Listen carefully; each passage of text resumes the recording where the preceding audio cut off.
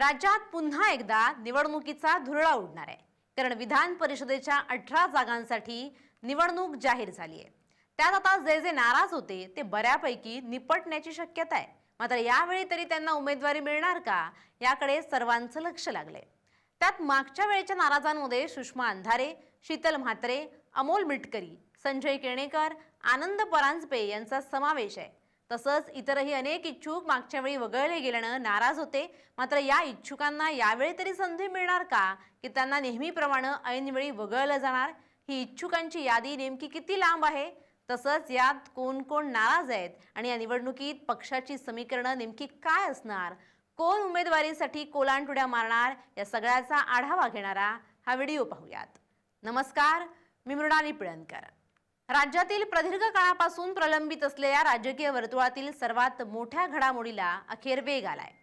केंद्रीय निवडणूक आयोगाने आज महाराष्ट्रातील विधान परिषदेच्या 16 स्थानिक स्वराज्य संस्था प्राधिकार मतदारसंघाच्या द्विवार्षिक निवडणुकीची अधिकृत घोषणा केली।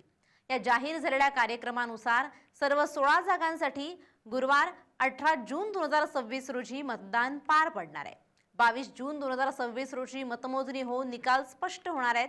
या महत्त्वपूर्ण घोषणेमुळे राज्यातील संबंधित मतदारसंघांच्या कार्यक्षेत्रात आदर्श आचारसंहिता तात्काळ प्रभावाने लागू झाली आहे। आगामी पावसाळी अधिवेशन सुरू होण्यापूर्वी या सर्व रिक्त जागा भरल्या जाणार असल्यामुळे विधान परिषदेतील पक्षीय संख्याबळ आणि राजकीय समीकरणांच्या दृष्टीने ही निवडणूक अत्यंत चुरशीची आणि निर्णायक ठरणार आहे। राज्यातील या 16 विधान परिषद जागा गेल्या 2 ते 2.5 वर्षांपासून सातत्याने रिक्त होत्या। वास्तविक पाहता 2022, 2024 आणि 2025 या वेगवेगळ्या वर्षांमध्ये या जागांची मुदत संपली होती। मात्र राज्यातील मुंबई, पुणे, ठाणे, नागपूर यांसारख्या प्रमुख महानगरपालिका, अनेक जिल्हा परिषदा आणि शेकडो नगरपालिकांची मुदत संपूनही तिथे स्थानिक स्वराज्य संस्थांच्या सार्वत्रिक निवडणुका होऊ शकल्या नव्हत्या। या सर्व स्थानिक संस्थांवर राज्य शासनाने प्रशासकांची नियुक्ती केली होती। स्थानिक संस्था लोकप्रतिनिधींशिवाय कार्यरत असल्यानं तांत्रिक आणि कायदेशीर पेच निर्माण झाला होता आणि याच कारणामुळे निवडणूक आयोगाला या जागांवर वेळेत निवडणुका घेणं शक्य झालं नव्हतं।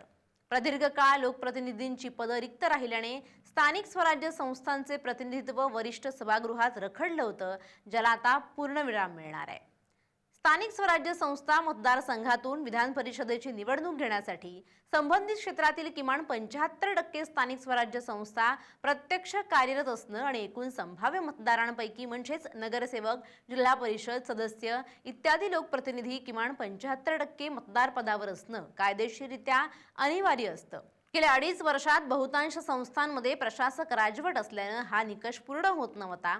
परंतु नुकत्याच झालेल्या काही निवडणुका, रिक्त जागांच्या पोटनिवडणुका आणि काही कायदेशीर फेररचनेनंतर राज्यातील या मतदारसंघामधील मतदारसंख्या अखेर 75%चा टप्पा पूर्ण करण्यात यशस्वी ठरली आहे। हा महत्त्वाचा तांत्रिक अडथळा दूर झाल्याचा अहवाल प्राप्त होताच केंद्रीय निवडणूक आयोगाने कोणत्याही विलंबाशिवाय तातडीनं निवडणुकीचा संपूर्ण कार्यक्रम जाहीर करून लोकशाही प्रक्रियेला गती दिली आहे। राज्य विधिमंडळाचे आगामी पावसाळी अधिवेशन तोंडावर आले त्यापूर्वी वरिष्ठ सभागृह म्हणजेच विधान परिषद पूर्ण क्षमतेने सज्ज व्हावी या दृष्टीने निवडणूक आयोगाने या कार्यक्रमाची आखणी केली आहे। 22 जून रोजी मतमोजणी पूर्ण झाल्यानंतर नवनिर्वाचित आमदारांचा शपथविधी पावसाळी अधिवेशनाच्या पूर्वसंध्येला उरकला जाण्याची शक्यता आहे। गेल्या अनेक महिन्यांपासून विधान परिषदेत अनेक जागा रिक्त असल्यामुळे सभागृहाच्या कामकाजावर आणि समित्यांच्या रचनेवर परिणाम होत होता। आता या 16 जागांवर नवीन आमदार निवडून आल्यानंतर सभागृहातील राजकीय पक्षांचं बलाबल पूर्णपणे बदलणार आहे। सत्ताधारी महायुती आणि विरोधी पक्षांची महाविकास आघाडी या दोन्ही आघाड्यांसाठी ही निवडणूक प्रतिष्ठेची ठरणार आहे। केंद्रीय निवडणूक आयोगाने जारी केलेल्या अधिकृत वेळापत्रकानुसार या निवडणुकीची अधिकृत अधिसूचना 25 मे रोजी प्रसिद्ध केली जाईल। उमेदवारी अर्ज दाखल करण्याची अंतिम मुदत 1 जून रोजी संपणार आहे आणि त्यानंतर दाखल झालेल्या अर्जांची छाननी केली जाईल आणि वैध उमेदवारांना आपले अर्ज मागे घेण्यासाठी ठराविक मुदत दिली जाईल। 18 जून रोजी सकाळी 8 ते संध्याकाळी 4 या वेळेत मतदान प्रक्रिया पार पडेल। स्थानिक स्वराज्य संस्थांचे सदस्य म्हणजेच नगरसेवक, जिल्हा परिषद सदस्य आणि पंचायत समितीचे अंशतः प्रतिनिधी या निवडणुकीत थेट मतदान करतात। मतदानाची प्रक्रिया पूर्ण झाल्यानंतर 22 जून रोजी सर्व केंद्रांची मतमोजणी राज्यभरात एकाच वेळी सुरू होईल आणि त्याच दिवशी दुपारपर्यंत सर्व जागांचे अधिकृत निकाल हाती येतील। निवडणुकीची तारीख जाहीर होताच मुंबईसह संपूर्ण महाराष्ट्रातील राजकीय वातावरण कमालीचं तापलंय। गेल्या 2.5 वर्षांपासून मतदारसंघात तयारी करणाऱ्या आणि पुनर्वसनाच्या प्रतीक्षेत असलेल्या दिग्गज नेत्यांनी आपल्या पक्षाच्या वरिष्ठ नेत्यांकडे मोर्चे बांधणी सुरू केली आहे. स्थानिक स्वराज्य संस्थांमध्ये महायुतीकडे सध्या असलेल्या लोकप्रतिनिधींच्या संख्याबळाचा विचार करता या निवडणुकीत महायुतीचं पारडं जड राहण्याची शक्यता वर्तवली जाते. मात्र महाविकास आघाडीनं सुद्धा गुप्त मतदानाचा फायदा उठवत आणि स्थानिक पातळीवरील नाराजीचा गैरफायदा घेत महायुतीला शह देण्याची रणनीती आखायला सुरुवात केली आहे.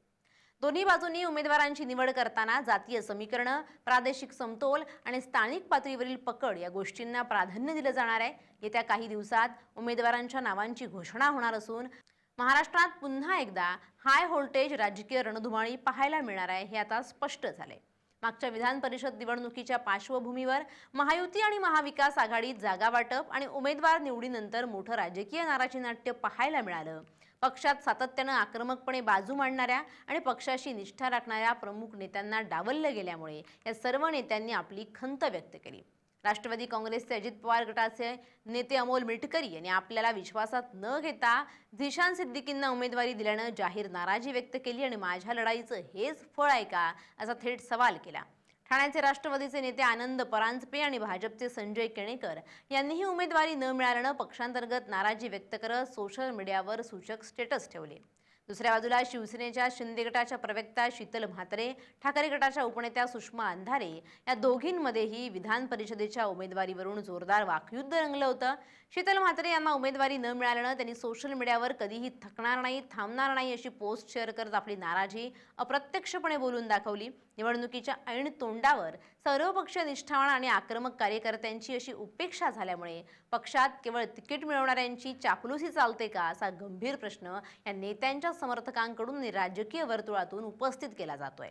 त्यामुळे आता यावेळी तरी यांना पुढे करून ही नाराजी संपणार का हे पाहणं महत्त्वाचं ठरणार आहे. Bureau report, LS Marathi.